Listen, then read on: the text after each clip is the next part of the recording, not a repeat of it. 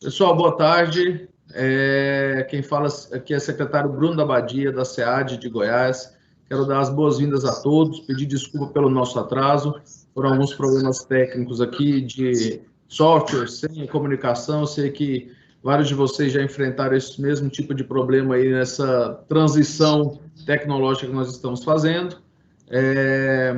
Quero dar boas-vindas a todos os nossos parceiros que estão aqui conosco, todos os membros do grupo de trabalho de compras públicas do CONSAD, agradecer meu amigo, presidente Fabrício, pelas iniciativas que tem desenvolvido à frente do CONSAD, a preocupação dele no fomento à evolução da gestão, em específico ao subgrupo de capacitação e valorização dos profissionais envolvidos na área de compras públicas, que está agora, hoje, iniciando o seu primeiro webinário, né, já traduzindo agora para o português, seu primeiro webinário, que não poderia, de forma alguma, ser diferente, vai trazer para a gente o contexto e os desafios das compras públicas no âmbito da pandemia, no âmbito dessa situação que o coronavírus trouxe para todo o país, em especial para os estados que são protagonistas nesse processo de combate à pandemia, do seu tratamento, das ações de saúde.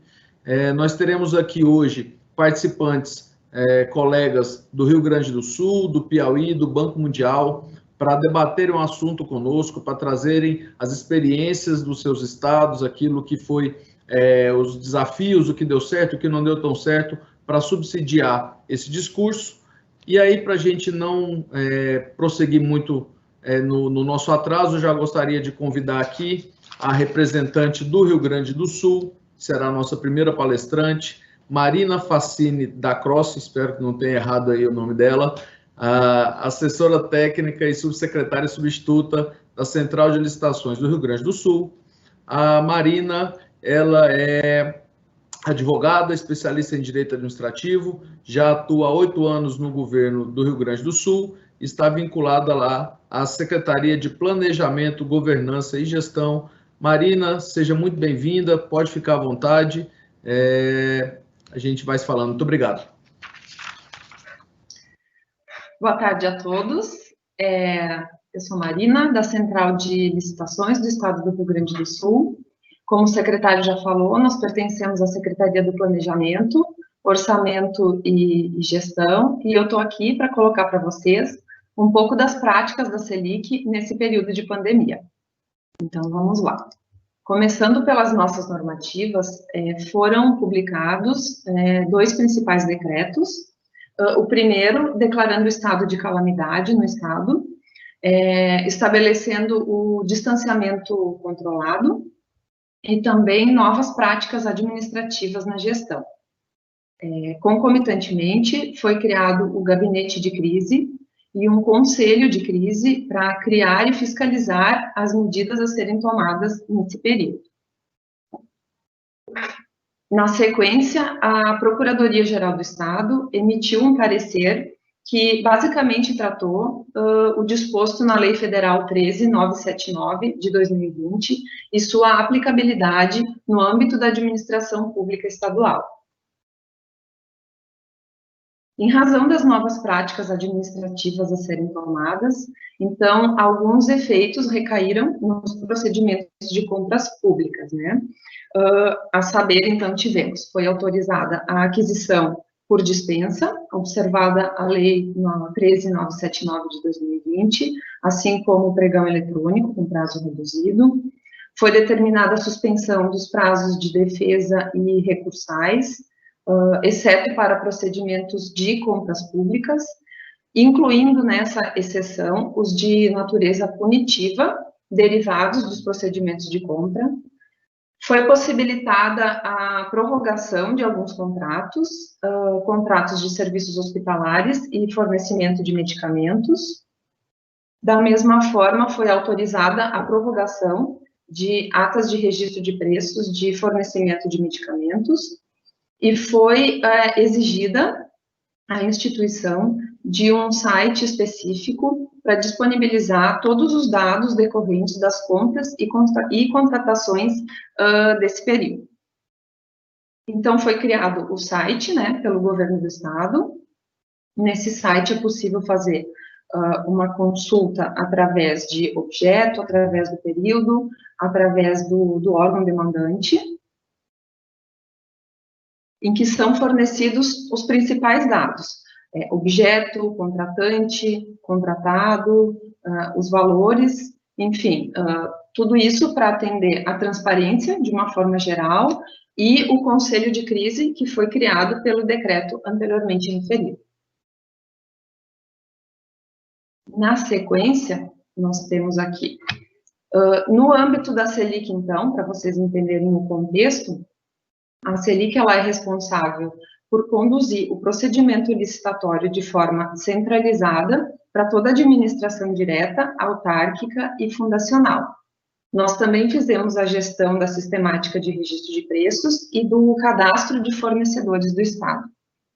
Para atender essa demanda que está dentro da nossa competência, nós utilizamos dois grandes sistemas operacionais: o sistema gestão de contas do Estado, onde nós procedimentalizamos a fase interna da licitação, e o sistema compras eletrônicas, onde é procedimentalizada a fase externa da licitação.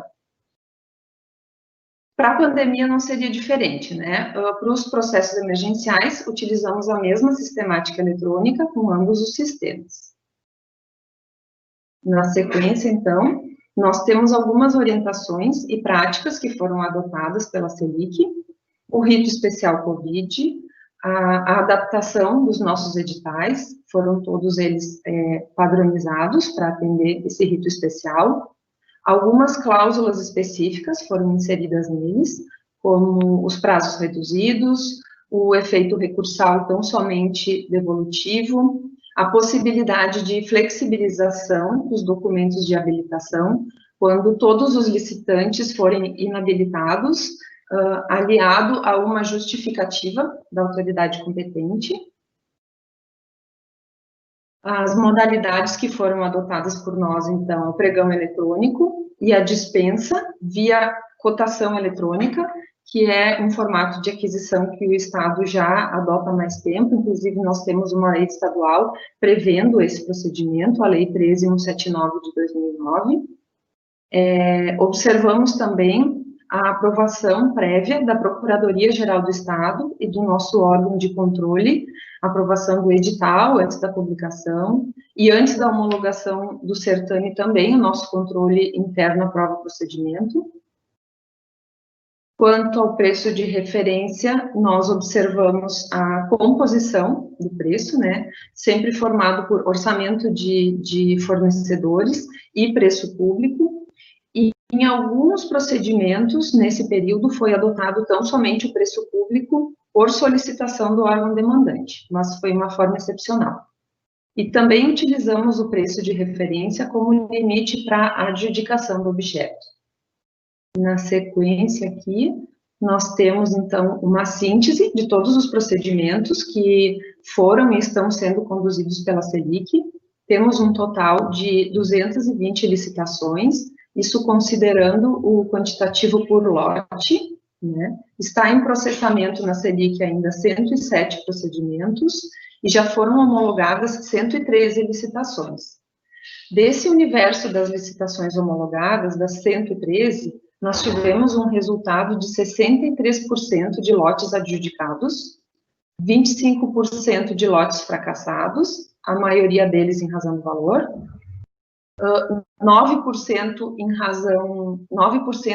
de lotes desertos e 0,8% de revogação. Na verdade, foi apenas um lote revogado. E dentro de todo esse contexto, das 220 licitações conduzidas até então, nós temos um montante no valor de referência de mais de R$1 bilhão.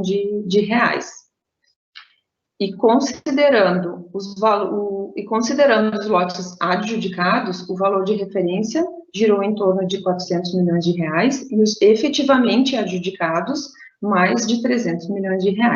Então, dentro de todo esse contexto, né, considerando a adjudicação de 63% das licitações que nós já homologamos, nós obtivemos uma economia de 21%. Aqui nós temos alguns exemplos pontuais de aquisições que foram exitosas. Vamos ver aqui. Aquisição de 25 mil testes de Covid, nós adotamos a modalidade pregão eletrônico, o valor de referência ficou em torno de 600 mil reais, foi adjudicado por 395 mil, tivemos uma economia de 37,72%. Esse procedimento, ele foi mais singelo, ele teve apenas um lote, e o tempo de duração dele dentro da Selic, já considerando a aprovação pela Procuradoria-Geral do Estado, pelo órgão de controle, foi de 19 dias, né, a fase interna mais a fase externa do procedimento. E só a fase externa, considerando o prazo de publicidade também, foram 5 dias, então foi um processo muito rápido dentro da Selic. Tivemos também um grande registro de preços para aquisição de EPIs, nós adotamos a modalidade de pregão eletrônico, o valor de referência ficou acima de 21 milhões, foi adjudicado por 13 milhões, tivemos uma economia de 38%, foi um processo grande, com 19 lotes, ele foi bastante disputado, teve participação em todos os lotes, todos foram adjudicados, e por ser um registro de preços, ele durou um tempo maior, né, teve a sua tramitação num tempo mais longo dentro da Selic. Considerando, em especial, que essa demora se deu, esse tempo a mais se deu, em especial por ser um procedimento de registro de preços, na fase em que os órgãos têm que apresentar o seu quantitativo de previsão de consumo e apresentar a justificativa. Então, ali gerou um tempo um pouco maior. Também tivemos a aquisição de respiradores e monitores, aqui o quantitativo é de 230 cada. Utilizamos a modalidade dispensa de licitação. O valor de referência ficou um pouco acima de 22 milhões, foi adjudicado por pouco mais de 17 milhões e tivemos uma economia em torno de 22%. A quantidade de lotes aqui foi 2 e o tempo de tramitação na Selic foi de 25 dias. 11 dias só na fase externa do procedimento. Na sequência, nós temos algumas verificações dentro de todo esse contexto, tá? O pagamento antecipado, a Selic utilizou numa situação pontual, a pedido do órgão demandante, ele foi utilizado na primeira dispensa de licitação que nós fizemos para aquisição de EPIs. O contratante nos informou que ocorreu algum problema com o produto entregue, as medidas administrativas já estão sendo tomadas e o contrato está em vias de rescisão.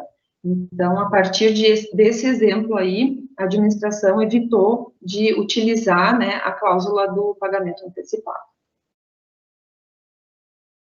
Aqui também temos algumas verificações de prazos, de duração do procedimento na Selic. Fiz constar aqui tão somente o prazo da fase externa, né, que vai da publicação do edital até a homologação. Para nós também tem que considerar o tempo que fica no órgão de controle para aprovação, antes da homologação. Então, aquisição de testes, 5 dias, monitores e respiradores, 6 dias, aquisição de Chromebooks para atender o programa de educação à distância, a fase externa durou somente 7 dias, equipamentos para a montagem de um hospital, esse procedimento ele foi bastante complexo, bastante disputado também, levamos 12 dias na fase externa do certame, e uma dispensa, a primeira dispensa que nós fizemos para aquisição de EPIs, ela durou um tempo maior, de 43 dias, em razão da necessidade de aprovação técnica do órgão demandante. Aqui também nós temos algumas verificações em relação aos fornecedores, comparando com o exercício passado, nós podemos constatar que a procura aumentou pelo credenciamento junto à Selic, que é a obtenção da senha eletrônica para participar das licitações, e também para receber as notificações, né, os avisos de licitação. Então, no mês de abril, subiu 28%, no mês de maio, 26%, e no mês de junho, 143%, no mês de julho ficou em 68%. Então, a partir disso, né, a gente pode verificar que a procura de fornecedores, ela aumentou, o mercado público, ele continua sendo atrativo, em especial nesse momento de pandemia. Bom, gente, numa breve síntese, é isso. Aqui está o nosso e-mail para contato. Eu estou à disposição, depois fica aberto para perguntas. Muito obrigada. Muito obrigada, Marina. Obrigado pela explanação. Foi muito objetiva, inclusive, em trazer todo esse contexto do Rio Grande do Sul para a gente. Com certeza, daqui a pouco teremos perguntas também para você. Na nossa sequência, nós chamamos aqui Larissa Pires, representante do estado do Piauí. A Larissa, que trabalha na superintendência responsável por essas compras no estado do Piauí, pelas licitações e contratações públicas. Ela é especialista em direito civil e previdenciário, com MBA em licitações e contratos, e já está no estado há mais de 5 anos. Larissa, boa tarde, está com a palavra.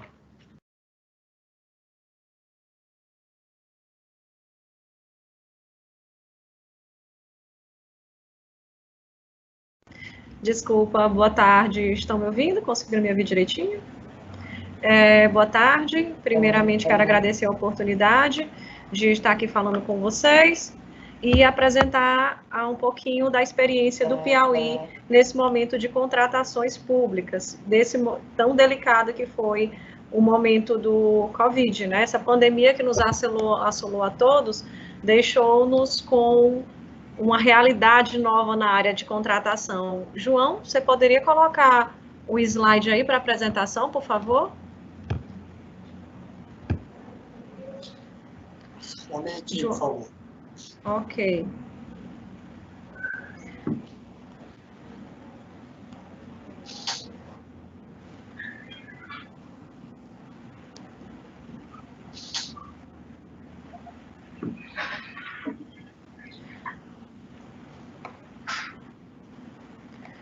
Mas vamos seguindo enquanto o João coloca. O que eu queria trazer para vocês é que, como a Marina colocou aí tão bem, nós tivemos que inovar. Eu acho que todos os estados tiveram que trazer essa inovação nas suas contratações, e o primeiro apoio que nós tivemos foi realmente a legislação federal, a 13.979 de 2020.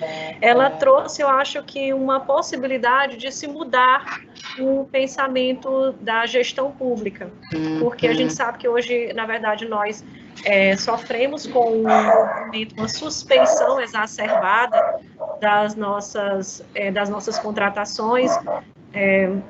O movimento midiático também contribui para isso, mas é realmente uma situação, para ser gestor, você, como aqui diz no Piauí, ou você é passado na casca do alho, ou você tem que ter muito sangue no olho, porque é realmente uma força, uma garra, dia após dia a gente mata um leão. Então, a legislação, a Lei 13.979, ela trouxe essa possibilidade de garantir para o gestor algumas ferramentas a mais para subsidiar o trabalho. Eu vou iniciar aqui esses slides só para a gente dar suporte e garantir uma sequência lógica na nossa conversa, tá bom? Como aconteceu no estado aí do Rio Grande do Sul, com a Marina, aqui também a gente partiu de uma propositura de uma legislação estadual, que foi a definição do estado de calamidade, o reconhecimento desse estado, né, com o decreto estadual, e aí, a partir desse decreto, outras demandas e outras medidas foram se seguindo. As medidas de afastamento do servidor, também por meio de decreto, e as medidas de controle de gastos, que eu vou me deter um pouquinho, que acabaram influenciando sobremaneira nas nossas contratações. Aí, João, você pode passar por Obsec? Sim, só uma coisa, só para deixar bem claro. A primeira coisa que a gente fez também, como a Marina falou aí, eu acho que a preocupação do ente público é o comitê ver como é que a gente vai fazer esse pensamento, né? E aí o Comitê de Gestão de Crise, aqui no estado do Piauí, teve a participação de 12 órgãos, com a Secretaria de Saúde coordenando os trabalhos, que contou com a participação da Secretaria de Governo, Planejamento, Fazenda e Segurança. Eles fizeram, assim, um gerenciamento do planejamento também de compras, quando houve, assim, um entendimento, até porque, não sei se vocês perceberam, mas as informações foram sendo paulatinamente transmitidas, não houve assim, desde o início, o vírus é assim, eu vou me comportar desse jeito. Não, a partir do momento que a gente tinha indo mais informações, a nossa posição foi sendo alterada. Quais eram as medidas? Eu lembro muito bem que no momento inicial da pandemia, você usar máscara não era recomendado. Por quê? Porque era para reservar para as pessoas, servidores da área de saúde, porque tá ok, porque a gente não tinha, como é que se diz, estoque suficiente. E aí, a partir de um segundo olhar, a gente se viu da noite para o dia tendo que comprar máscaras. E garantir máscara para os servidores, garantir máscaras para distribuição para a população. Então, só para você entender como isso foi trazendo a gente uma necessidade de ser pensando a cada passo, um pensamento a cada passo. Mas vamos para aí. Essa lei 13.979, ela também, como esse pensamento foi gerido para facilitar as aquisições, o Estado, a primeira coisa que ele pensou foi assim, pois vamos garantir também o nosso plano de contingenciamento de gastos. E aí, não, João, pode voltar, só um minutinho. Pode voltar. Aí, ó. Né, por conta disso, eu tenho uma resolução da CGFR. A CGFR aqui no estado do Piauí é o Conselho de Gestão Financeira e Resultado. Ele é composto por os órgãos da Secretaria de Fazenda, Governo, Controladoria, Secretaria de Administração e Previdência, a qual faço parte, minha secretária Ariane, linda, maravilhosa, e a Secretaria de Planejamento. Então, esses órgãos, eles coordenam como se fosse um filtro, as contratações que ultrapassam um certo valor, ou então que elas são significativas, ou então que elas não, por exemplo, nesse momento eu não consegui cumprir todos os requisitos. Por exemplo, a Legislação Federal 3.979, ela me garante que eu posso dispensar a pesquisa de mercado, para, mesmo assim, viabilizar a contratação. Eu não sei com vocês, mas aqui a gente não faz. A gente tem que, sim, fazer a pesquisa de mercado para garantir o valor de referência. A gente passa pelos órgãos de controle, a Procuradoria, a Controladoria, a Cefaz, para autorizar o procedimento. Mas eu vou falar isso aqui um pouquinho mais na frente. A questão é que, quando eu tenho a necessidade, ou eu tive algum problema, alguns materiais eu não tinha uma referência de preço, de mercado. Aqui, por exemplo, a gente viu essa questão quando a gente foi fazer a primeira contratação de sanitização. Eu tinha uma referência externa, mas aqui ainda estava se encabeçando essa questão das referências de preço de sanitização para esse momento de pandemia. Então, a participação da CGFR foi salutar nesse momento, que é quem vai dar para a gente uma discussão coordenada entre os órgãos, vendo aquele objeto de vários aspectos e permitindo que a gente faça uma contratação mais segura. Nesse momento, a gente teve também que tivemos que repensar as nossas contratações com referência ao preço. Por isso, a Controladoria do Estado forneceu essas notas técnicas, a número 3, a número 5 e a portaria também de referência. Como é que eles fizeram esse pensamento? Eles fizeram levantamento do objeto para vários órgãos que estivessem contratando com eles e permitiram que se tivesse uma referência de preço, uma média e uma mediana. Com essas notas técnicas, teoricamente, eu não precisaria não dispensaria a pesquisa de mercado. Aí você diz assim, Larissa, você resolveu metade do seu problema. Às vezes, não. Porque, por exemplo, eu tive aqui no estado do Piauí a necessidade de fazer a contratação de alguns insumos para o Covid, que eu vou dizer que eles foram escolhidos a dedo, nós não compramos tudo, vou explicar, mas assim, quando eu fui fazer essa referência de preço, o preço da minha nota técnica estava muito abaixo ao preço de mercado local, eu não encontrava fornecedor. E aí eu tive que arguir, por quê? Porque o preço de referência da Controladoria, ele leva em consideração também a referência de preços de órgãos da administração pública a nível municipal e de estatais. E vocês sabem que o nível de concorrência das administrações públicas municipais ou a realidade do mercado e a natureza jurídica das estatais, elas influenciam significativamente no preço final da contratação do produto. e eu não conseguia chegar nesse preço. Então, nós tivemos uma contratação grande aqui no estado, em que a gente teve problema com isso aí. Mas eu vou dizer já já qual foi. De inovações normativas, nós também tivemos a Procuradoria, que isso aqui contribuiu sobremaneira na nossa celeridade dos procedimentos. A Procuradoria, ela editou pareceres referenciais baseados na legislação federal. Aqui, os principais que a gente trabalhou aqui no Piauí foi o de prorrogação, que eles editaram para prorrogação de veículos e terceirização de mão de obra. Também as rescisões, reduções e suspensões e as contratações diretas, que a gente também utilizou.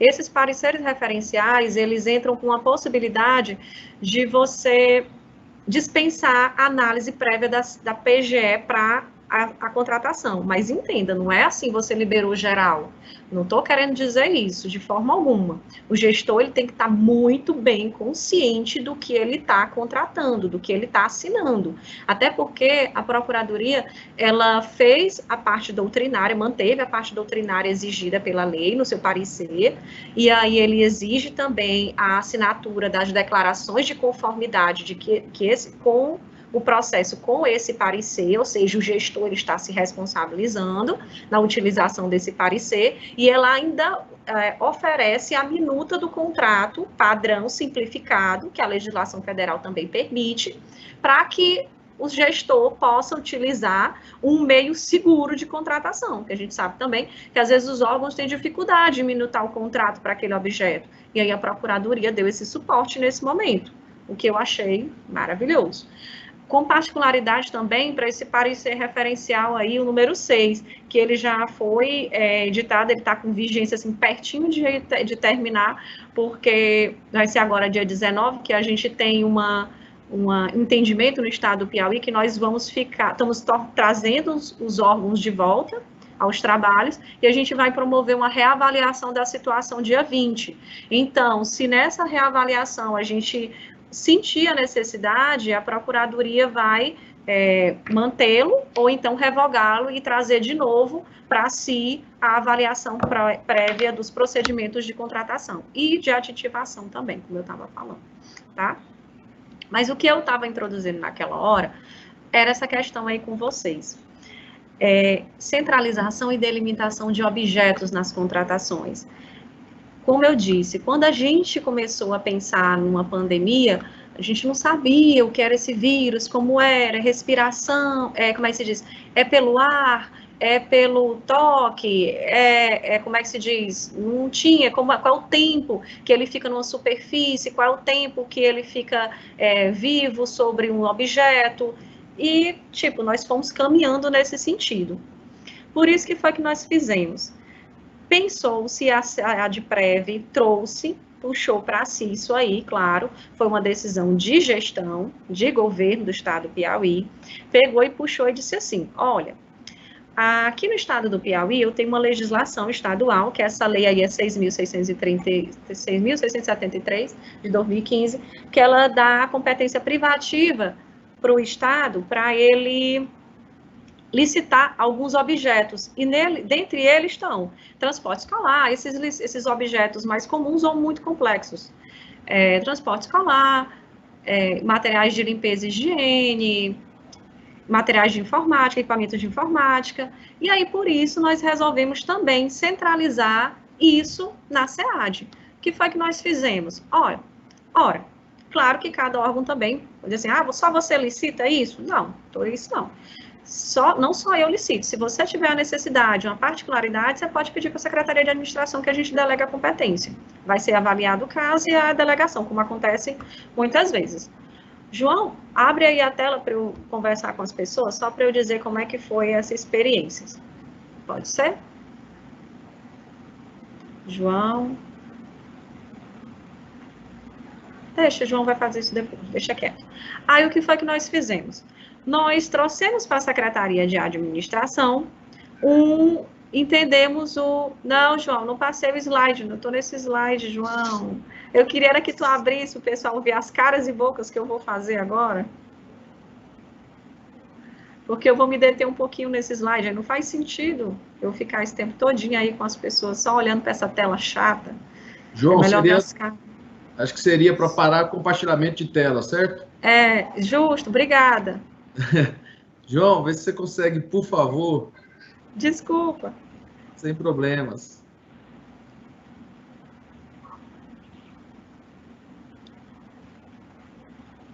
Pronto. Foi? Estão me vendo? Tá, vou continuar. Gente, ó, não estranha, porque eu já estou aqui com o João, eu, a Marina, o João, a Andressa, há uma semana aqui, treinando esse formato, então a gente já é íntimo, viu? Aqui já tem uma intimidade, uma relação, é todo mundo aqui amigo de infância. Então, vá para frente. O que eu estava dizendo era que quando a gente começou a pensar Covid, a gente teve disse assim, olha, é tapete sanitizante, é máscara, é álcool 70, na forma líquida, na forma gel, como é que a gente vai disponibilizar? É num dispenser? É naqueles tokenzinhos? Isso aqui foi recente. Quando a gente começou, a gente disse, olha, eu tenho que garantir para os órgãos funcionarem satisfatoriamente, garantindo proteção dos seus servidores e do cidadão que vai se utilizar desse serviço, aquilo que é básico e aquilo que é necessário. Então, o que foi que nós decidimos fazer? Nós vamos centralizar aqui e nós vamos delimitar o quantitativo, vamos delimitar os objetos. O que é que eu preciso? Aí a gente pensou assim, vamos pegar aquilo que é estritamente necessário. Aí a gente escolheu os itens. Então eu vou contratar álcool gel, álcool líquido, o dispenser, que é para eu poder fazer a disponibilização para o servidor e para o cidadão, e a máscara descartável, e o papel toalha, que aí eu lavo as mãos, detergente também, perdão, foi 6 itens, detergente também. Aí eu disse, olha, não pode faltar essas 6 coisas, tá certo, vigilância sanitária? A vigilância sanitária disse, é isso aí mesmo, Larissa, não pode faltar isso aí. Então, a gente se concentrou nesses 6 objetos. Então, o que foi que a gente fez? A gente começou a estudar junto com os órgãos qual era o quantitativo mínimo necessário para que ele retomasse as suas atividades. E foi assim que a gente fez. A gente fez um levantamento nos órgãos da administração pública estadual e fizemos o levantamento desses quantitativos, condensamos e tentamos promover a nossa contratação. Aí você diz assim, Larissa, qual é a forma que você utilizou? Eu tinha pressa, então eu podia fazer, todo mundo sabe aqui que é ligado com compras, todo mundo sabe que eu podia fazer ou um pregão express, ou eu podia também fazer uma dispensa. Aqui optou-se, e eu já tinha, lembrando nessa época, que eu já tinha o parecer referencial da Procuradoria. Mas não é porque eu tinha esse parecer que eu ia deixar ele em si mesmo. Eu estou o tempo ligando para o procurador, que a gente tem um procurador setorial aqui, e para o chefe da Procuradoria Setorial do Estado. Me acode, me ajuda, vem aqui, vamos conversar, entende, porque mesmo que eu não passe para você analisar, a gente pedir a opinião dele, até para dar mais segurança para o nosso gestor. A gente promove a contratação, mas o gestor assina lá embaixo. Então, foi o que a gente fez, arriscado, mas fizemos uma dispensa. Ficou caro? Ficou cara a minha dispensa, mas eu não achei que ficou tão caro quando eu vou falar que é uma contratação para todos os órgãos da administração pública do Estado. E entenda, não é só os órgãos que estão na capital do estado do Piauí, que é Teresina. Eu tenho órgãos e imóveis nas delegacias, eu tenho os espaços da cidadania, que são espaços de atendimento ao público, muito grandes, tem um espaço em Pico, se não me falha a memória, que a média de atendimento de público é 13 mil pessoas por mês. Então, assim, depois eu vou falar esse dado, vão dizer que eu errei, mas tudo bem. Eu vou dizer assim que eu não estava com ele na cabeça na hora que eu ia apresentar. Vou para frente. A questão é que eu tenho uma contratação que eu preciso desses insumos para todo mundo. E o cidadão está com medo, o servidor está com medo. Eu tenho que trazer também a segurança para esse cidadão e para esse servidor. E como é que eu trago segurança para essas pessoas? Eu tenho que dizer para elas que está tudo funcionando, que está tudo higienizado, que tem álcool para ele se imunizar, que tem máscara se ele não tiver a dele, ou se a cair no chão, se ele precisar trocar. Então, isso foi uma preocupação que a gente teve enquanto governo. E aí a gente teve que pensar nisso para todo mundo. Aí diz assim, Larissa, não seria mais fácil você dizer, cada órgão faz sua contratação? Seria. mas não traria também o risco dessa contratação não manter a observação da parecer da referência, que o preço não seja aquele preço mais acordado? Do mesmo jeito que eu reclamo no início da minha apresentação que há uma suspeição pública, há uma suspeição também interna na própria administração sobre as nossas contratações. Então, a gente quis deixar a coisa o mais amarrado, a coisa mais economicamente viável, a coisa mais logicamente pensado também. E aí, inicialmente, nós fizemos um teste. Nós partimos para fazer um processo em que eu poderia fazer a sanitização do centro administrativo, que é onde eu tenho a maior concentração de órgãos da administração pública estadual, que é aqui onde fica a Secretaria de Administração e Previdência, e que essa sanitização deu R$897 mil. Foi caro? Foi, mas também foi num momento inicial em que o nosso preço, ele ficou, quando a referência de preço que se tinha no momento, se eu não me engano, deu 25% mais vantajoso. Então, nós entendemos que estava da referência de preço que a controladoria teve. Então, nós fizemos nossa contratação e estamos executando esse serviço ao longo de 6 meses. Nós já fizemos a primeira e a segunda etapa desse serviço e eu digo para vocês que foi uma boa escolha, porque trouxe segurança, um sentimento de segurança para o cidadão e um sentimento de segurança para o servidor. Porque na hora esse vírus é muito assim, eu estou vindo aqui hoje com a pessoa, amanhã eu viro para o lado, hoje eu tenho meu colega de trabalho, amanhã ele não vem trabalhar e ele diz para mim que está com Covid e já está na UTI. Claro que não é dessa rapidez, né? Mas vocês entenderam o que eu quis dizer. E aí você fica naquele sentimento, ei, será que eu peguei? Ei, será que aquele momento que eu fiquei com ele foi o suficiente? E aí quando eu digo para ele que eu sanitizei, que eu higienizei aquele ambiente de trabalho, ele volta para o trabalho mais tranquilo.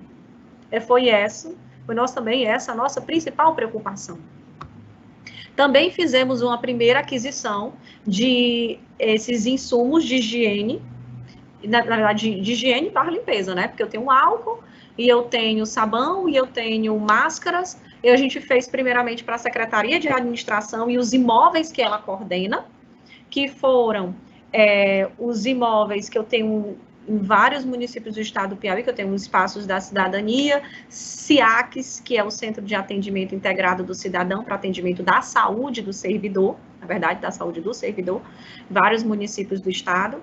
E a gente fez essa distribuição e agora nós conseguimos reabrir esses espaços. Foi muito bom, porque os espaços conseguiram voltar ao seu funcionamento, que nós tínhamos fechado no início da pandemia, quando a gente não sabia, até porque no início da pandemia ninguém tinha coragem muito de sair, né?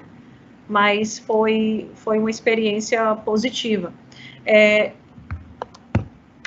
Mas entenda, tudo que eu estou falando aqui, que a gente comprou, que a gente fez, aí a gente faz assim, Larissa, teus valores estão altos, tu tem certeza da tua contratação, tu deu publicidade a isso, dei. João, se tu conseguir botar de novo a apresentação, eu passo para o outro slide e eu vou falar um pouquinho da nossa preocupação também com uma transparência das contratações que nós estamos fazendo aqui no estado, tá bom? Tu me dá só um ok se tu conseguir, porque o meu retorno aqui visual não tem. Ele congelou.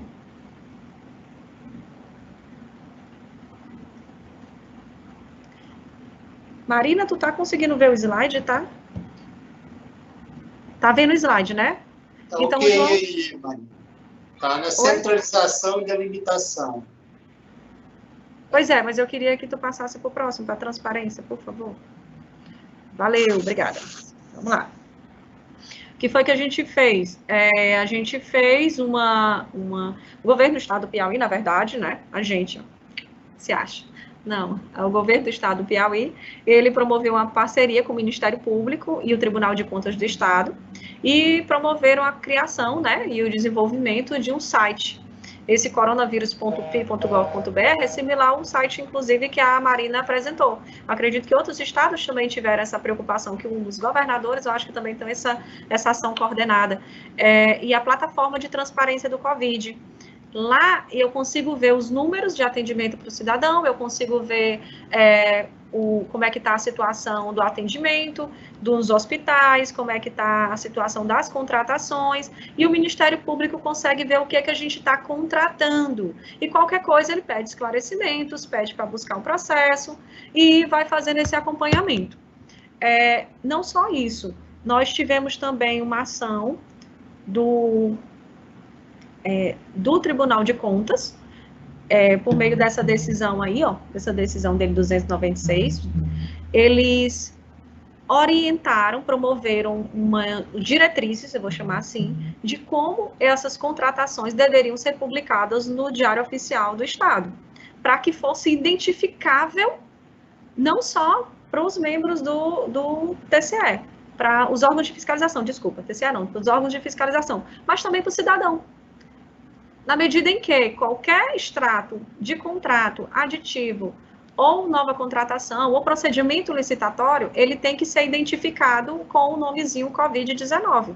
Eu acredito que essa medida, ela traz para o cidadão um sentimento de que se eu quiser, eu vou lá e olho. Claro que nós tivemos também alguns contratempos, tipo, nessas medidas de transparência. A gente fez uma adoção aqui de uma ação de promover o recolhimento dos veículos que não estavam sendo utilizados, porque os órgãos ficaram com o transporte, né? Esses serviços que requeriam transporte, até para a segurança do motorista, eles foram suspensos temporariamente. E aí o que foi que a gente percebeu? Que esses carros estavam parados. Fora as medidas da resolução da CGFR de contenção de despesas, que disseram que esses contratos deveriam ser reduzidos por 50%, pelo menos, em cada órgão, a gente resolveu fazer o seguinte: já que tu não está usando o teu carro, traz para mim. Pegamos os veículos, fizemos um recolhimento deles, plotamos esses veículos para fazer uma identificação deles e para a ação que eles estavam sendo voltados, e disponibilizamos para as brigadas, né, para esses nossos... me falha a memória, me falhou o nome agora, perdão. Mas para os nossas equipes de acompanhamento e ação durante o Covid, que era uma equipe multidisciplinar, composta por membros da Vigilância Sanitária, Secretaria de Saúde, Secretaria de Segurança, a PM também entrou para garantir a proteção, os órgãos da CETRANS também, para garantir barreiras sanitárias. Então, eles precisavam de suporte, veículos, pessoal, então esses carros foram para lá. Aí quando você diz assim, Larissa, qual foi o problema que você disse que teve? Porque quando as pessoas viram os carros no pátio, os carros lá, branquinhos, esperando a plotagem no pátio, reunidos, aí pronto, foi um apelo midiático dizendo que o governo do estado do Piauí, em meio a uma pandemia, estava promovendo a contratação de 100 novos veículos. Mas foi assim, um show. Aí a gente foi esclarecer, não, ninguém está fazendo nova contratação, esses veículos, pelo contrário, nós estamos reduzindo as contratações de locação e não estamos mais adquirindo veículos, mas esses veículos que já estavam lá, que a maioria de frota própria, porque tinham carros locados, mas também tem frota própria. Então, esses veículos locados, nós suspendemos muitos contratos. E os de frota própria, damos prioridade para que a gente pudesse reunir, plotar e botar nas ações do Covid.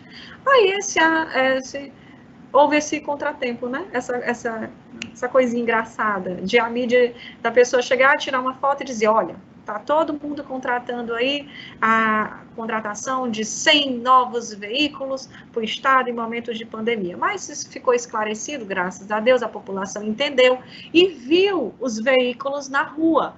E foi, assim, uma coisa maravilhosa, porque nós pudemos dar suporte às equipes volantes que foram à casa das pessoas, prestaram esclarecimentos, aferiram temperatura, fizeram testagem. Isso aí eu entendi também como positivo.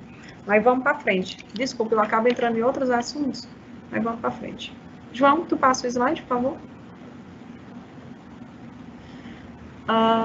Tá. eu tive aqui como estímulos à contratação algumas ações estratégicas. Por exemplo, o governo do estado do Piauí tentou, na verdade não tentou não, efetivou, encaminhou para a Assembleia Legislativa um projeto de lei para a redução do ICMS sobre alguns produtos-chave. Por exemplo, o álcool não combustível, na sua forma gel e líquida, teve uma redução de 19%. Isso aí foi muito bom para a gente, porque quando eu fui fazer aquela compra de insumos para o Covid para distribuir para os órgãos da administração, distribuir não, gente, desculpa, contratar por aqui, mas cada órgão paga o seu, tá bom? A distribuição pega uma conotação de que eu estou dando, não é isso. A gente fez um estudo de demanda, nós aferimos o quantitativo que os órgãos precisavam, e aí nós fizemos a contratação pela Secretaria de Administração com aqueles insumos mínimos necessários para eu poder garantir o retorno seguro dos servidores e o acesso da população para esses órgãos e esses espaços.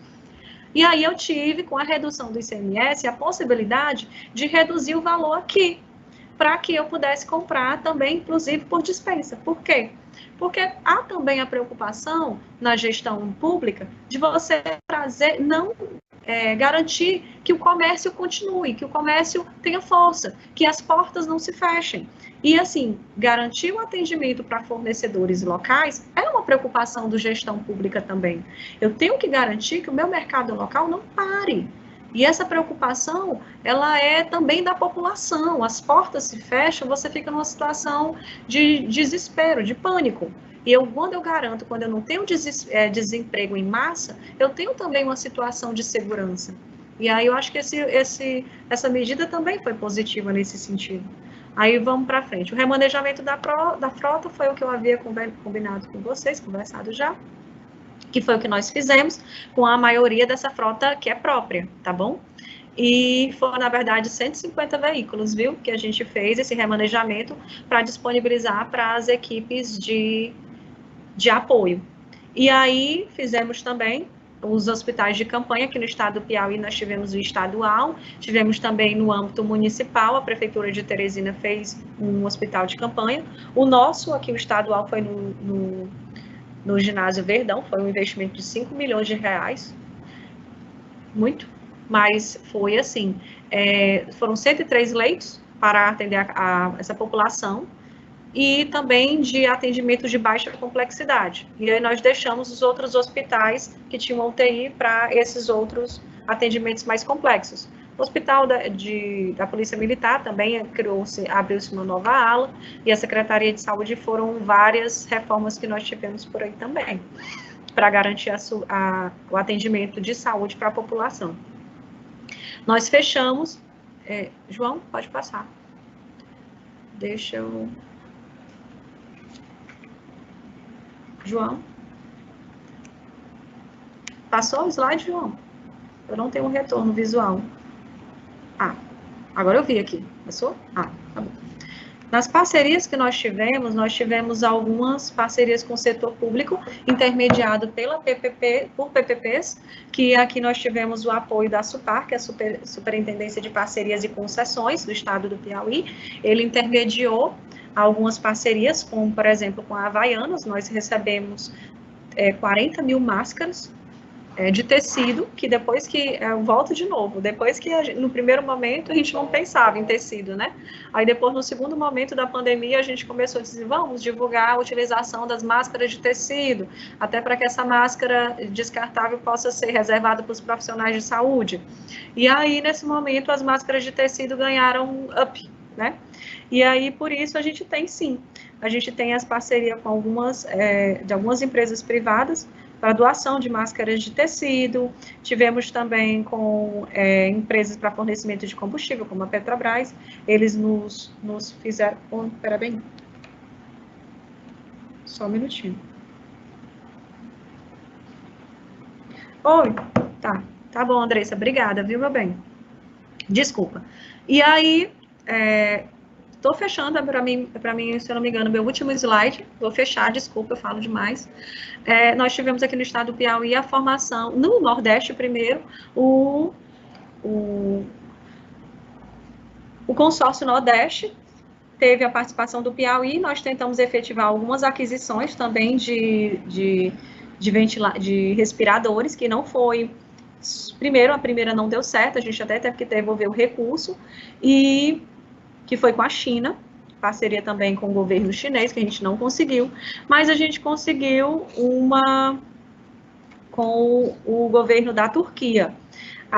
Com o governo da Turquia, a gente fez uma aquisição de respiradores, foram 100 respiradores para o governo do estado, 100 para a Prefeitura Municipal de Teresina, governo municipal, e nesse mesmo remessa, a Prefeitura de Recife também recebeu os 100 respiradores deles. Esse aqui houve também aquele pagamento antecipado, porque a forma que eles contratam, a gente transfere o dinheiro para a conta e fica seguro lá, até que os respiradores possam embarcar no navio, e aí quando está tudo certo, pode praticamente descongela o dinheiro, e aí eles fazem a liberação, e depois nós fizemos agora detalhe, falando em respiradores, eu lembrei aqui, a gente teve uma situação muito interessante aqui no estado do Piauí, foi o seguinte, a gente tinha feito uma aquisição, na verdade a gente tinha, vamos dizer assim, contratado com uma fábrica lá de São Paulo, para a aquisição de 80 respiradores. Aí o que foi que aconteceu? Isso antes da pandemia. Quando durante a pandemia, o governo federal, ele, como é que se diz assim, confiscou esses respiradores, né? O estado do Piauí teve que entrar na justiça para liberar esses respiradores, né? E aí só que assim, a gente tinha contratado esses respiradores praticamente pelo 1/3 do valor do que eles valem hoje, né? Do que eles custariam durante a pandemia. E aí a gente conseguiu receber, primeiro, 40, eu acho que foi 40 respiradores, primeiro 40 respiradores, depois mais 21. Mas a gente não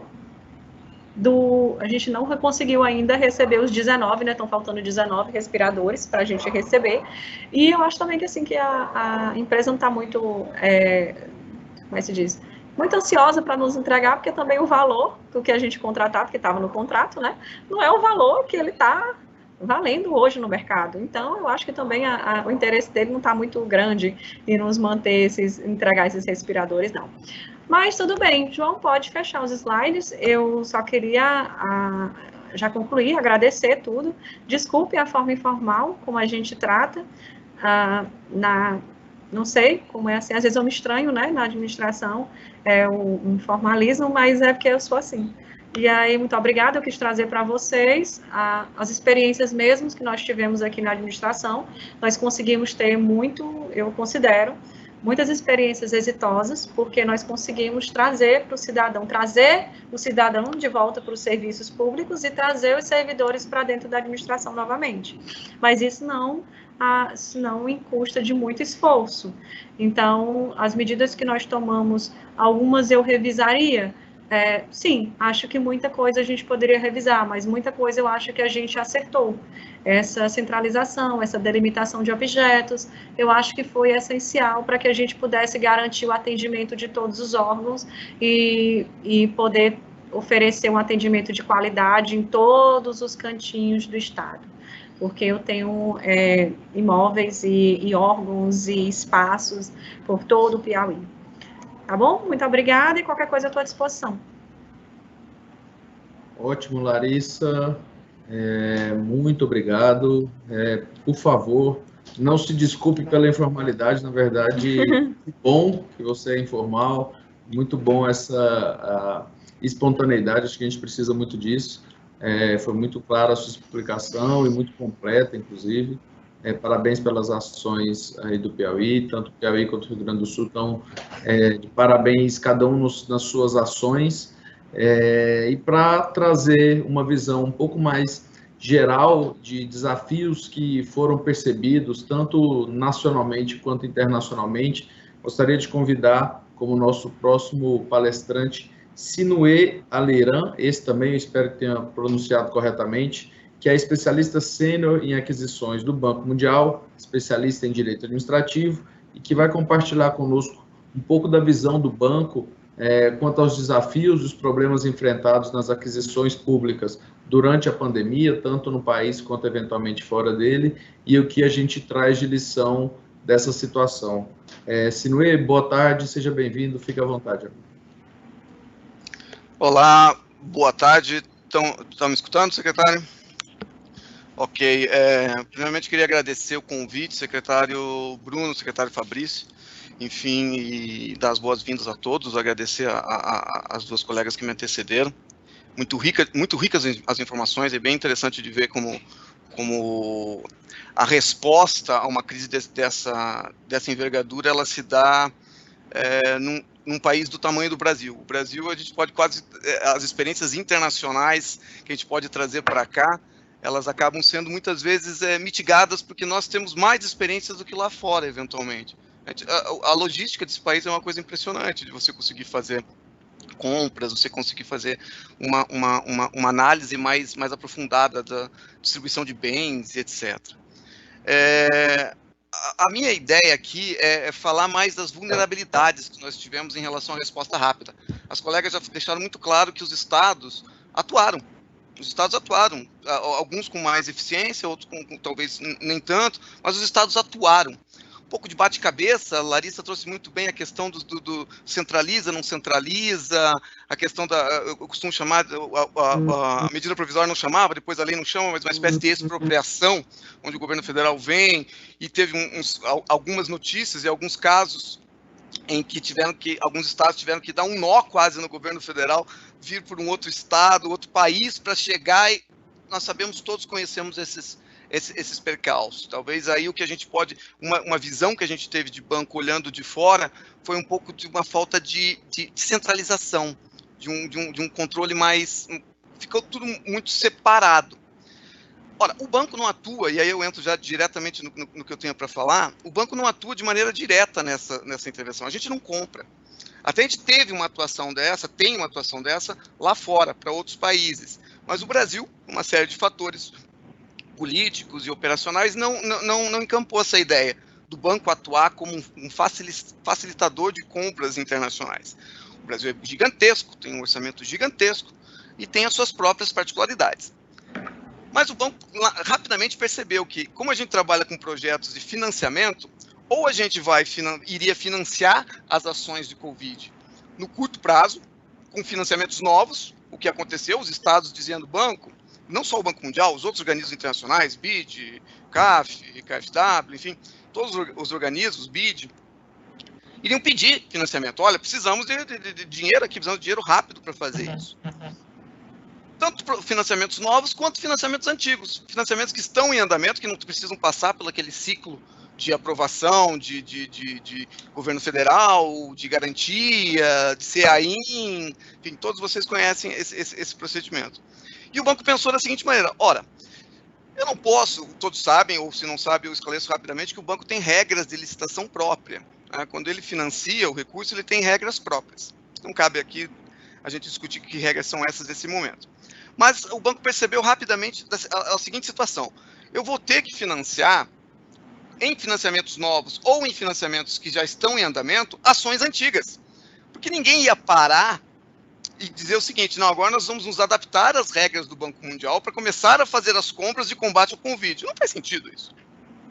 Assim como não faz sentido você manter exatamente o rito das contratações via legislação arcabouço jurídico nacional, como era antigamente. Você tem uma situação de emergência.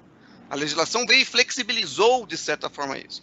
E o banco teve a seguinte insight: eu vou financiar essas ações no futuro. Como que eu posso ter um mínimo de controle ou um mínimo de segurança para que, no meio de tantas ações legítimas, eu não comece a financiar ações não legítimas?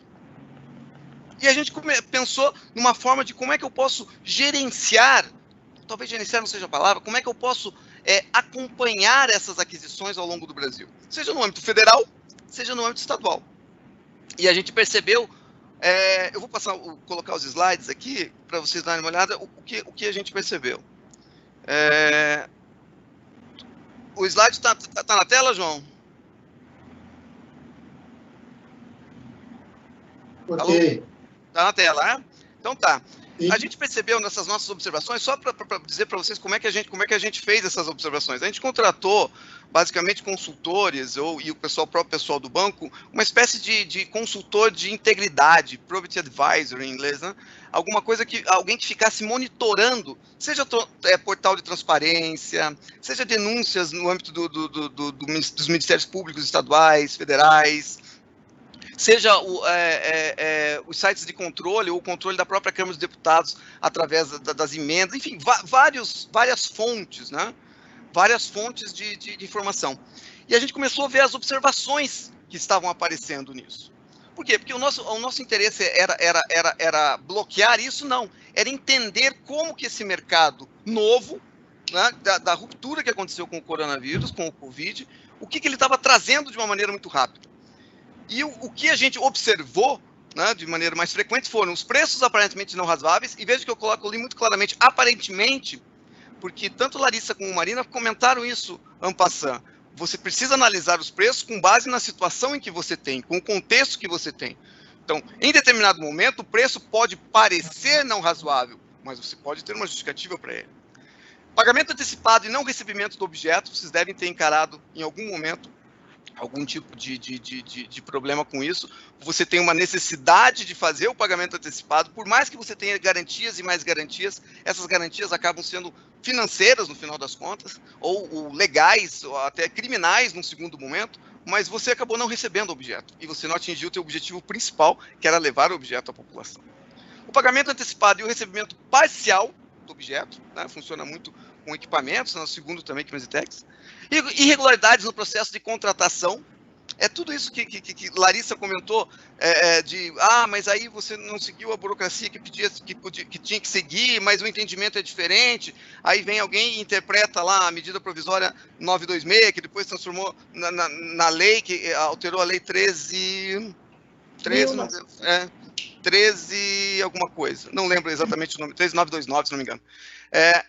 E aí você fica meio perdido. E o gestor, o que a gente percebe no banco é quando o gestor está meio perdido, ele não vai à frente. Ele segura, e é muito natural isso. Então, algumas irregularidades e a falta de transparência no processo de contratação.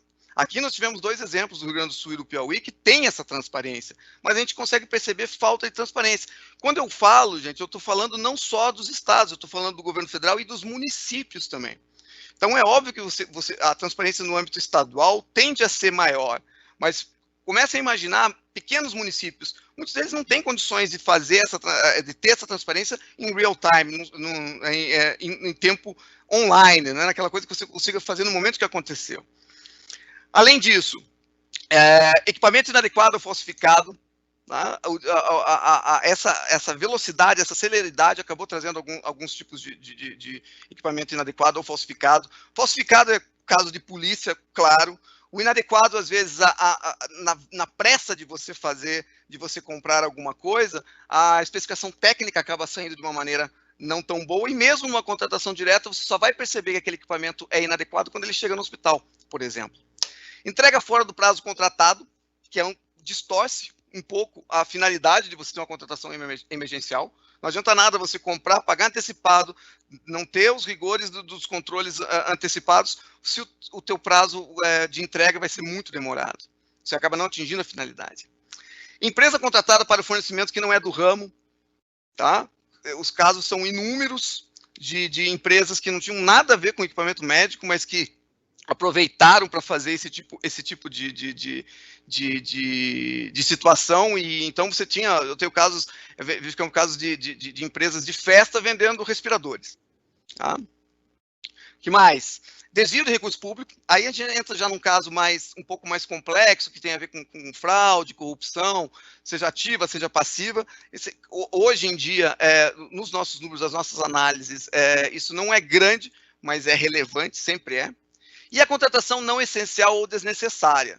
O que na legislação se chama lá no Congresso, lá, os jabutis, acabaram muitas contratações que tinham uma finalidade muito boa, que tinham um objetivo muito bom, acabaram levando junto outras coisas que não eram essenciais ou não eram necessárias naquele momento, naquele contexto.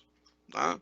Algumas observações aqui do ponto de vista de percentual, onde a gente viu a ocorrência. A região sul, região sudeste, um número muito acima, por óbvio, os valores lá são sempre maiores, né? Centro-oeste, aqui os objetos mais frequentes, não vou me deter em cada um deles. O hospital de campanha, São Paulo, Rio, acabam elevando muito esse número aqui. Tá? Se a gente tirasse o hospital de campanha, esses números seriam um pouco mais próximos, ainda com o sudeste acima. Equipamento médico, acessórios e consumíveis, prestação de serviços, enfim. E aqui nós temos a ocorrência disso, né? Então, o hospital de campanha é um ponto fora da curva, mas você teve praticamente, esse slide é para mostrar que em tudo, não é uma coisa específica, em tudo você teve algum tipo de denúncia ou algum tipo de observação, certo? Algum tipo de observação a ser feita. Deixa eu voltar a minha tela aqui, eu tenho aqui meus slides, esse tipo de coisa, mas eu vou voltar para falar com vocês aqui. Stop sharing. Aqui. Onde a gente quer chegar com o Probity Advisor, onde quer chegar com essa informação? Isso aqui não é um estudo científico, esses números que nós vamos buscar, eles são indícios. O que a gente quer ter é uma ideia da onde olhar a hora que nós começarmos a financiar os recursos, os estados e o governo federal. Tá? Então, como tudo vai aconteceu de maneira prévia e esses contratos vão chegar ao Banco Mundial para que eles sejam financiados, nós temos agora uma ferramenta de red flags, uma ferramenta de indícios. Onde que eu vou olhar? Por exemplo, se chegar uma conta lá do hospital de campanha, vai levantar várias bandeirinhas. Nós vamos olhar com mais calma essa conta do hospital de campanha. Se chegar a questão dos testes, vamos verificar. Nesse período todo, nós tivemos compra de testes, como Larissa falou muito bem também, no primeiro momento tinha que testar todo mundo, depois já não tinha que testar tanta gente, agora já não testa mais. Aí, aqui no Distrito Federal, o governo comprou alguns testes, depois teve denúncias e teve alguns boatos, alguma coisa assim, nada que se tenha se comprovado que o teste talvez não fosse tão efetivo, muito falso negativo. Tudo isso, essa análise, essa estrutura que a gente montou, de análise de dados, é para nos dar condições de, no momento que a gente for atuar, a gente possa atuar cirurgicamente, nevralgicamente, e aonde a gente deve financiar, e aonde a gente tem uma certa segurança do financiamento. Para complementar o que o secretário Bruno pediu, lá fora não é diferente, secretário. Lá fora, nos outros países, nós tivemos a mesma situação. Situações, por exemplo, de compras dos famosos negócios da China, mas não no sentido pejorativo com os nossos colegas chineses. Aquele negócio que parecia ser uma boa, respiradores a preço de banana, que você, no momento de desespero, a gente conseguiu identificar vários fatores, e dois fatores são chega a ser quase tragicômicos. No desespero, você paga quase o preço que for pedido, se você está precisando, pressão, e ao mesmo tempo você não questiona o que você questionaria num dia comum. Peraí, mas o respirador na média está custando 100, alguém está me oferecendo por 20, você está tão desesperado que você não vê que isso pode ser um problema.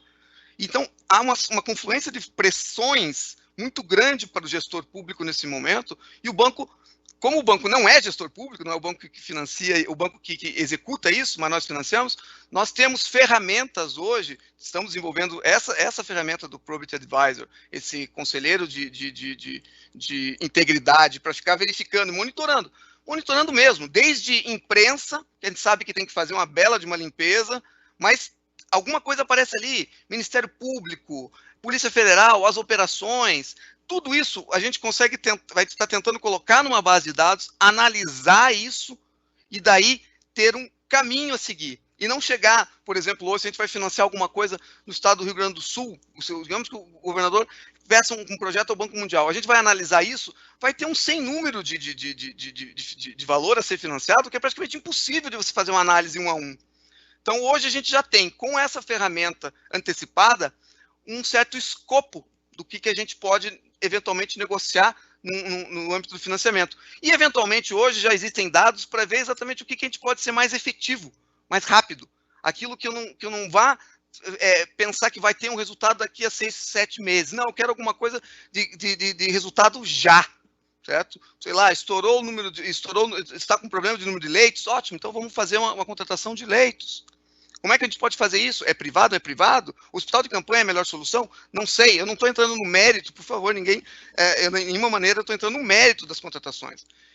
O que a gente fez foi tentar, de alguma forma, blindar o banco, por óbvio, né, o banco, por óbvio, como financiador, e os estados e o governo federal e municípios que eventualmente vierem a ter um financiamento com o banco.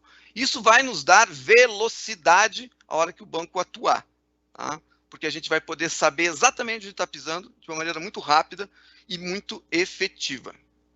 É isso, estou à disposição. Quis dizer mais em relação às vulnerabilidades mesmo, dentro aí dos 10 minutos, espero não ter me passado demais.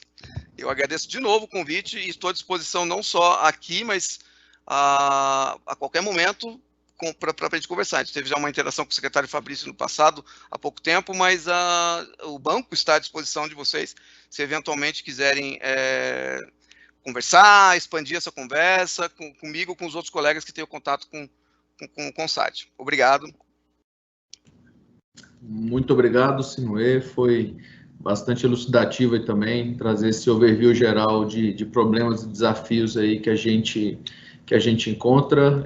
De fato, chama muita atenção como o desafio brasileiro ele é pouco equiparável no mundo, né? Considerando o nosso formato federativo, que não é tão autônomo como é nos Estados Unidos, por exemplo, mas nós temos um espaço geográfico comparável ao espaço norte-americano, um problema fiscal de níveis federal e estaduais muito grandes, a própria dificuldade e insegurança com órgãos de controle. A gente sabe que é uma relação sempre sensível no Brasil com não só os controles internos, que é um pouco mais fácil, mas principalmente tribunais de contas, Ministério Público, toda essa relação com o governo federal, que envolve também algum nível de articulação política. Então, isso a gente percebe também dificuldades ou facilidades que decorrem desse tipo de processo, né?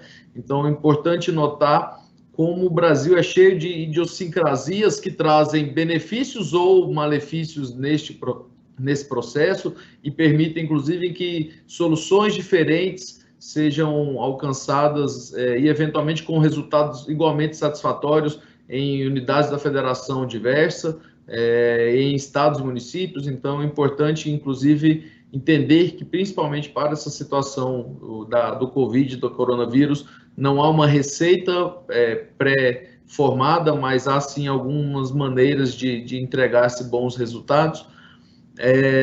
Nós tivemos aqui, especificamente em Goiás, um bom contato com o governo federal, com as secretarias especiais lá do Ministério da Economia e também com o Ministério da Saúde, mas também passamos por uma dificuldade grande. Especificamente aqui, se eu posso dar um brevíssimo retorno, essas compras não foram feitas de forma centralizada. Então, aqui no estado, a Secretaria de Saúde foi quem realizou todas as compras relacionadas ao coronavírus, sejam de respiradores, EPIs, medicamentos e etc. Algumas pastas, outras pastas realizaram suas compras naquilo que lhes competiam. Então, se era, por exemplo, uma compra relacionada a frota ou relacionada a, por exemplo, assistência social, que ficou muito em voga aqui, foi muito pesado, o Estado fez uma distribuição, o Estado mesmo, fora entidades paraestatais ligadas ao Estado, mas o Estado em si comprou mais de 300 mil cestas básicas para fazer distribuição, e tudo isso foi feito pela Secretaria de Desenvolvimento Social. Houve em algum momento alguma tentativa até de se centralizar, e aí depois eu quero até ouvi-los sobre isso, porque a Larissa mencionou que a Secretaria de Saúde foi fazendo no início essa interlocução, até pela dificuldade de entendermos o contexto no início, mas que de alguma maneira também o processo acabou muito bem centralizado lá. Especificamente aqui em Goiás, a Secretaria de Saúde, até por ter toda essa primazia no entendimento da situação específica, acabou de fato, e também, obviamente, por ter um corpo técnico muito capacitado e com número suficiente para fazê-lo, acabou tomando a dianteira, pediu de fato a Secretaria de Saúde aqui em Goiás, pediu de fato ajuda a nós, área central, e a alguns outros órgãos que, pela sua própria natureza, ficaram um pouco mais parados durante a pandemia e puderam deslocar servidores para fazer essa ajuda à Secretaria de Saúde. Então, houve quase uma força-tarefa informal de profissionais qualificados do Estado que foram colocados à disposição para a Secretaria de Saúde, enquanto as outras pastas puderam focar aí nas suas atividades finalísticas, mesmo que voltadas para a Covid. Então, isso ficou bem setorizado. É aí que eu gostaria de ouvir de vocês como vocês percebem essas vantagens e desvantagens, e especificamente até para a Larissa, se quiser abrir essa resposta, porque você mencionou como a Secretaria de Saúde tinha essa condução um pouco maior no início, principalmente sobre especificações, e que esse processo, ao que parece, acabou sendo bem centralizado com o passar do tempo. Como é que foi essa experiência e como vocês entenderam a vantagem de centralizar um pouco? E depois também, por favor, a Marina e o Sinuê, se tiver também experiências quanto a essa posição, por favor.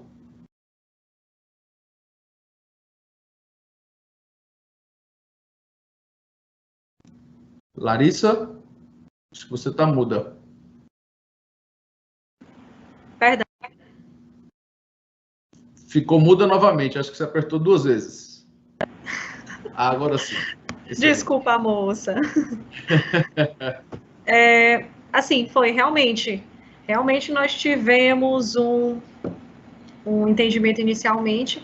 A coordenação da Secretaria de Saúde e da Vigilância Sanitária foi nos salutar nessa primeira etapa, e a Secretaria de Saúde encabeçou as aquisições, e aí cada órgão estava fazendo realmente as suas aquisições independentes, até porque a gente não sabia o que adquirir, foi bem no início mesmo, em março ainda.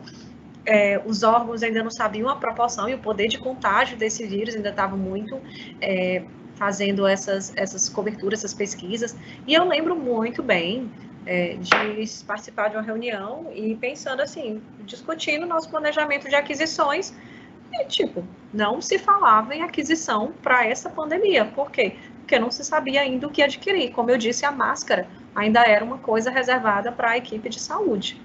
Aí tudo bem, a Secretaria de Saúde começou a pensar nos hospitais e pensou muito.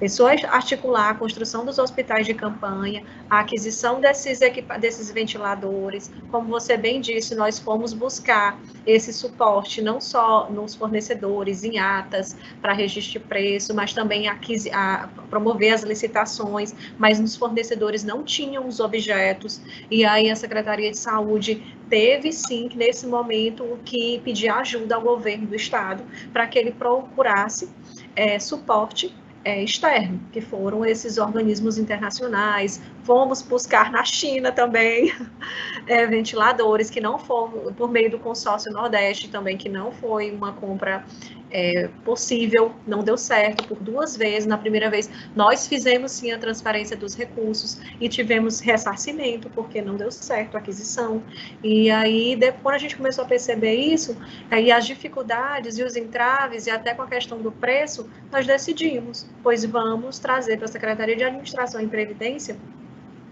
a centralização dessa aquisição, pelo menos desses insumos que vão ser necessários para que os órgãos possam voltar às atividades. E aí, isso foi uma decisão, eu repito, foi uma decisão da gestão. Nada impediria, como nada impediu, eu tive sim alguns órgãos, que promoveram aquisições desses mesmos insumos independentemente. Porque não esperou, porque assim, é uma aquisição de grande volta, né? É um montante muito grande, deu mais de 3.400.000, se eu não me falha a memória, essa aquisição desses insumos de higiene e limpeza, só desses 6 objetinhos que eu disse para vocês. É só o álcool gel, o álcool líquido, a máscara descartável, os dispensadores, o sabão e o papel toalha. Então, só foram 6 itens. Você diz assim, só isso? Só. Mas, no primeiro momento, foi o que se pensou para que esses servidores voltassem. Porque você disse, adquire. Mas eu não sei como foi aí, mas eu tive muitos órgãos com muitos servidores em que a faixa etária dos meus servidores é uma faixa etária já de sexagenários para frente. Eu tenho uma grande massa de servidores de sexagenários para frente, em que eles se colocaram e estavam numa situação de vulnerabilidade. Então, eles não pediram afastamento. E também, pela questão de operacionalização, às vezes eles não tinham nesse órgão condições, ou não tinham ainda implantado o SEI, ou não tinham o conhecimento técnico para fazer a gestão dos trabalhos de casa. Então, algumas secretarias tiveram, sim, o trabalho e as aquisições prejudicadas. A Secretaria de Administração trouxe para si a responsabilidade de fazer essa aquisição. E aí, cada órgão pagando o seu. Mas, claro, mais uma vez, eu digo, com suporte, uma ação integrada dos outros órgãos de gestão, Secretaria de Planejamento para controlar esses orçamentos, promover os remanejamentos, porque não foi fácil. Uma aquisição dessa, você não tinha orçamento pensado para comprar material de higiene e limpeza no passado, no montante que a gente pensou em comprar agora. A gente teve que comprar. Aí eu tive que promover o remanejamento dos orçamentos, eu tive que delimitar os meus objetos, eu tive que fazer essa promoção, esse estudo de demanda coordenado, e eu tive que adquirir. E aí eu tive que ter a Secretaria de Fazenda também garantindo, nós vamos pagar. Porque também não é assim, eu vou como é que se diz, vou pensar numa aquisição, eu tenho dinheiro para pagar o quantitativo que eu acho que eu preciso, porque quando eu receber, eu não vou esperar 5 dias, eu não vou esperar 1 mês, 2 meses. A minha entrega, ela tem que ser imediata, naquele quantitativo que eu digo que é mínimo, mas quando você olha a fatura, é um quantitativo significativo. Aí foi principalmente, se não fosse essa ação coordenada, se não fosse esses pensamentos mínimos e centralizadores, eu acho que a gente não tinha garantido para todos os órgãos da administração. Que ainda alerto, a gente ainda está fazendo as entregas ainda não foram concluídas. Por quê? Porque são muitos insumos, muitos órgãos e muitos locais. Eu acho que é isso. Perfeito, Larissa. Marina, quer trazer um pouquinho dessa questão de centralização para a gente, por favor? Sim, claro, será um prazer, até porque o Estado do Rio Grande do Sul, ele já atua de forma centralizada há muitos anos, né? Nós, como eu falei na apresentação, nós licitamos para toda a administração direta, autarquias e fundações. Não promovemos dispensa de licitação. Contudo, excepcionalmente, durante essa pandemia, nós conduzimos 2 grandes procedimentos de dispensa. Então, o que fizemos, tão logo começou, acho que foi em abril, abrimos uma grande dispensa de licitação para atender a todo o Estado. Enquanto a compra se dava, nós já planejamos um grande registro de preços, também para atender a toda a demanda, né, já com uma projeção assim até o final do ano. E, na sequência, em razão da nossa expertise técnica de muitos anos, né, um corpo técnico que já está ali acostumado com o dia a dia, enfim, expertise técnica em si, da licitação. Muitas demandas da própria Secretaria da Saúde, que seriam por dispensas, foram enviadas para a Selic para serem processadas por pregão eletrônico com prazo reduzido. Então, a gente concentrou grande quantidade dessa demanda emergencial na Selic. Os órgãos promoveram algumas dispensas, sim, mas as grandes compras foram feitas pela Selic. Respiradores, monitores, EPIs. Então, essas foram compras de destaque, os testes também, muito significativas. A montagem de um hospital no centro do estado também está sendo licitada pela Selic, já promovemos 3 procedimentos licitatórios bem grandes, significativos, em torno de 21 milhões, os 3 processos, e, enfim, na medida do possível, está sendo tudo centralizado na Selic. Pequenas dispensas ainda estão sendo feitas nos órgãos. Nós seguimos a tradição de centralizar e estamos conduzindo esses procedimentos do Covid. Isso.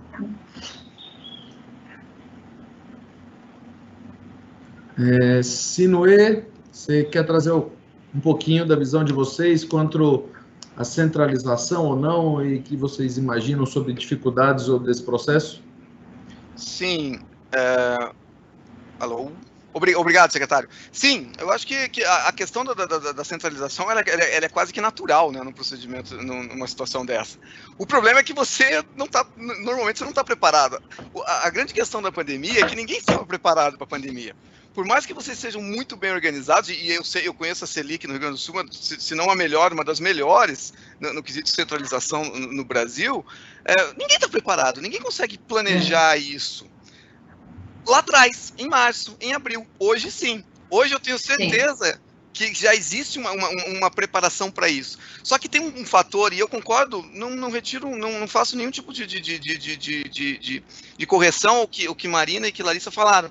Mas tem um fator aí que está um pouco fora da mão do Estado, que é o mercado. O mercado, há necessidade de uma análise de mercado. E essa situação toda, deixando de lado, não falando na tragédia que é você ter milhares de mortos, milhões de mortos batendo no mundo, nós temos que tirar as lições disso. E a lição é, nós precisamos estar de olho no mercado. Porque o que aconteceu foi, em determinado momento, secretário e colegas, não importava o quanto dinheiro você tinha. Você podia ter dinheiro. Você não tinha o fornecimento. Em determinado momento você tinha o fornecimento, mas quando o voo passava pelos Estados Unidos, o governo americano disse, não, é meu, tá aqui, eu vou pagar mais, pega seu dinheiro. Aconteceu alguma coisa semelhante com o Piauí. Ou seja, essa análise de mercado é uma disciplina das compras públicas que sempre foi relegada a segundo plano. Porque o Estado é um excelente comprador, o Estado tem muito dinheiro. Mas o Estado nunca... o planejamento do Estado é sempre, eu quero para ontem. E já passou da hora, secretário, se me cabe aqui uma observação em relação a futuro, da gente colocar que o mercado é um ator. A gente pode não gostar muito dele em alguns determinados momentos, mas ele é um ator. E sem ele, você pode ter um melhor arcabouço jurídico, você pode ter um melhor sistema de controle. Se o mercado não tiver dentro dessa equação para ser analisada, você não tem uma boa compra. E a boa compra não é aquela que cumpre todas as regras, aquela que cumpre tudo bonitinho e o leiloeiro, o pregoeiro, o presidente da comissão de licitação, o governador, o secretário, vai dormir e diz, fiz meu trabalho. Não, a boa compra é aquela que atende a finalidade da população. É isso, é um comentário mais... eu acho que não tem o que contrapor o que os colegas falaram. Ela tem que ser efetiva, né? A compra tem que ser efetiva. Essa é a grande finalidade, atender o interesse público, né? De resto... E atender a legalidade, obviamente, mas meio, vale a efetividade. Marina, exatamente. Desculpa, meio. Licitação é um meio. A licitação não é a finalidade em si mesma. Se você coloca a licitação como finalidade em si mesma, você distorceu o instrumento. Tá? Que em alguns momentos a gente se apega ao formalismo e acaba esquecendo a efetividade lá da frente, né? Porque, enfim, o procedimento licitatório, ele é, por natureza, o mais burocrático que existe, mas eu acho que a gente não pode perder de vista a efetividade, com certeza. Exatamente, é como você tem um carro. O carro é para te levar do ponto A ao ponto B. O tipo de carro pode te dar mais conforto, mas o teu objetivo é do ponto A ao ponto B. Enfim. Na verdade, Sinuê, Larissa e Marina, eu acho que isso, inclusive, daria aí um novo webinário só para a gente falar sobre isso, que, de fato, é a discussão mais latente dentro do grupo de trabalho de compras públicas do CONSAD, é justamente isso. O processo de contratação é extremamente burocrático, é extremamente amarrado, parte-se de um pressuposto muito ruim da administração pública de que todo e qualquer gestor quer fazer errado. Então, parte-se da desconfiança e não da confiança. E eu acho que isto é uma discussão que nós temos que travar. Eu, o presidente Fabrício, levamos isso ao Cristiano Hecker, ao Renato Fenili, e temos levado isso como proposta de discussão junto às entidades que representam os tribunais de contas do país e também do Ministério Público, porque também, e o grupo aí de capacitação e etc., sabe como é difícil atrair profissionais para a área de compras, porque basicamente os servidores entendem que estar na área de compras é estar sensível, estar, me foge a palavra agora, mas seria estar passível de ser punido, com pouquíssimo retorno, seja retorno financeiro, seja retorno de reconhecimento, seja um retorno relacionado a ver cumprido os objetivos e metas que lhe foram estabelecidas. Então, acho que faz parte dessa discussão, e a nova lei de licitações, em alguma medida, ela traz um avanço nesse sentido, traz um avanço no sentido da responsabilização, mas da efetividade das compras enquanto meio para se atingir algum fim. A compra é um meio de se comprar giz, livro, carro, combustível, remédio, quando eventualmente a gente vai entrar um pouco mais nos processos de áreas finalísticas do Estado, saúde, educação, desenvolvimento social, a gente vai girando e são poucas as vezes em que não há um gargalo no processo de compras. De compras que vai dar meios, insumos e subsídios para que a ação finalística seja concretizada lá na frente. Isso significa que os fins justificam os meios? Não. Significa que talvez exista um processo burocrático demais, um processo com muitas chincanes, um processo em que colocar diversos pontos de controle e formalidades, ao invés de ser mecanismo para evitar desvios e inconsistências, tem sido mais mecanismos para tornar o processo de difícil entendimento, de difícil interpretação, subjetivo. Então, acredito que o Covid, obviamente, quando traz a pandemia, ele faz o quê? Ele faz o seguinte, quando a maré baixa, é que você vê quem está nadando sem roupa. Então, o que acontece? Na hora que cai a gordura que a gente tem, cai a sobra de tempo, a urgência aparece e os problemas aparecem. Então, mais do que ter uma legislação, ao que me parece, que se amolda ao Covid ou qualquer situação de pandemia, porque depois de amanhã tudo isso passou, a vacina russa, chinesa, brasileira, americana está funcionando, e aí a gente volta para o status quo anterior.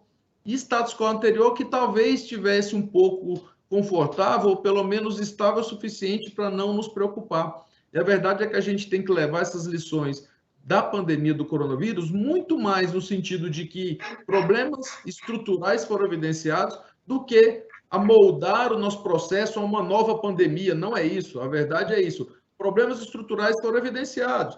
Por exemplo, que nós vimos conversando com o Ministério da Economia, a dificuldade de se credenciar um fornecedor estrangeiro direto. E aí a gente passa a depender de quê? De atravessadores. E a gente sabe os problemas que decorrem dessa prática. Então, esse tipo de situação, e aí o coronavírus, do meu ponto de vista pessoal, ao que me parece, faz muito mais o papel de evidenciar o que já estava aí e que a gente só talvez não estivesse olhando, não estivesse vendo, do que exatamente trazer novas situações, né? Eu acho que a gente, partindo desse ponto agora, temos que entender esse processo. Há no grupo de trabalhos um subgrupo para discutir legislação, para discutir coordenação junto com os atores externos, Ministério Público, Congresso Nacional, Tribunais de Contas, o próprio Ministério da Economia. Nós estamos também com o SAD, aí eu falo nós com a licença do presidente Fabrício, mas como estando aqui do lado dele, estamos também participando das discussões de reformas administrativas no Congresso, que também possivelmente, apesar de com grande parte do foco sem despesa de pessoal, também há algum nível de desburocratização a se trazer para as aquisições públicas. E do ponto de vista de estudos e compartilhamento de informações, fica aqui também o subgrupo que vai trabalhar disso, a necessidade de que a gente passe a compartilhar essas experiências e evitar de inventar a roda. A gente tem 27 unidades da federação, a União e milhares de municípios inventando a roda todo dia. E eu acho que parte de nós aqui do CONSAD, essa iniciativa, e que a gente pede que seja abraçada por todos os estados, e eventualmente vamos levar isso daí, estamos em contato com a União, em algum momento vale a pena até entrar em contato, fazer essa parceria com as entidades representativas de municípios, para começar a fomentar esse compartilhamento de práticas, de informações, daquilo que deu certo e também daquilo que não deu certo. Acho que a gente tende a esconder o que não deu certo, mas quando o amigo fala para você, olha, não vai por esse caminho, que eu já fui e não deu certo. O que isso te poupa de tempo e de dinheiro é, assim, sem tamanho. Então, acho que é importante esse primeiro webinário. Eu agradeço a presença de todos, os três, Marina, Larissa e Sinuê, pela participação, e de todos que nos acompanham. Eu peço desculpa porque nós estamos, assim como em licitações, ainda aprendendo a fazer, mas, assim como em licitações, estamos também muito dispostos a melhorar, a crescer em todo esse processo. Estamos chegando às 18 horas, se eu não cumprir o horário de início, pelo menos vou cumprir o horário de término. Acho que pelo menos eu saio meio a meio aí na minha avaliação.